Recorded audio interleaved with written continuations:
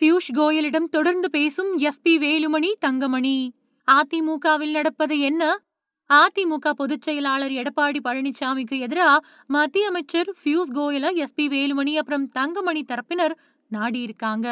அதிமுகவுல இதே நிலை நீடிச்சா லோக்சபா தேர்தல்லையும் பாஜகவுக்கு எந்த லாபமும் இருக்காது அப்படின்னு சொல்லியிருக்கக்கூடிய எஸ்பி வேலுமணி தரப்பு எடப்பாடி பழனிசாமிய ஓரங்கட்ட பாஜக நடவடிக்கை எடுக்கணும் அப்படின்னு கேட்டுக்கிட்டதா தெரிய வந்திருக்கு. அதிமுகவுல முன்னாள் அமைச்சர்கள் எஸ்பி வேலுமணி, தங்கமணி, KP அன்பழகன், நத்தம் விஸ்வநாதன் உள்ளிட்டோர் அதிருப்தியில இருக்காங்க. அதிருப்தியில இருந்தவங்களுக்கு மாவட்ட செயலாளர்கள் பதவியை கொடுக்க எடப்பாடி பழனிசாமி விரும்பல. அதே மாதிரி புதியவர்களுக்கு வாய்ப்பு அளிக்கணும் அப்படிங்கறதுல தீவிரமா இருக்காங்க. எஸ்பி வேலுமணி, தங்கமணி உள்ளிட்டோர் எடப்பாடி பழனிசாமிய வேறு நிர்வாகிகள் மூலமா நாடுனப்பவும் கூட கட்சியில இருந்து விலகினவங்க மறுபடியும் ஜீரோவில இருந்து தொடங்கட்டும் அப்படின்னு விடாப்பிடியா சொல்லியிருக்காங்க. இன்னொரு பக்கம் தாவேகாவிலையும் அமைச்சர் பதவி கிடைக்க வாய்ப்பில்லை அப்படிங்கிறது கிட்டத்தட்ட உறுதியாயிடுச்சு. இதனால அதிருப்தி எம்எல்ஏக்கள் கட்சி வேலைகள்ல ஆர்வம் காட்டாம அமைதியாயிட்டாங்க. இன்னொரு பக்கம் எடப்பாடி பழனிசாமி மாவட்ட அளவுல தன்னோட ஆதரவாளர்களை பதவிக்கும் பொறுப்புக்கும் கொண்டு வர தயாராயிட்டாரு. அவங்க கூட மாவட்ட அளவிலான ஆலோசனை கூட்டத்தையும் நடத்திட்டு வராரு.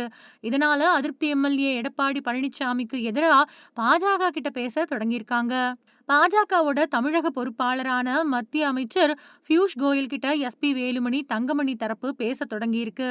அதிமுகவோட சூழல் சரியில்லை, இப்படியே போனா லோக்சபா தேர்தல்லையும் கூட பாஜகவுக்கு எந்த லாபமும் இருக்காது அப்படின்னு நேரடியாவே பியூஷ் கோயல் கிட்ட சொல்லியிருக்காங்க.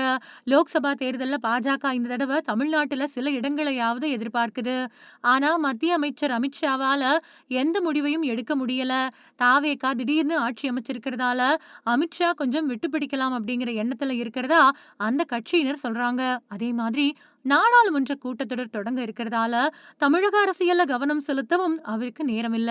இதனால நாடாளுமன்ற கூட்டத்தொடர் முடிவடைஞ்ச பின்னாடி அமித்ஷா தமிழக அரசியல்ல கவனம் செலுத்த வாய்ப்பு இருக்கிறதா பார்க்கப்படுது.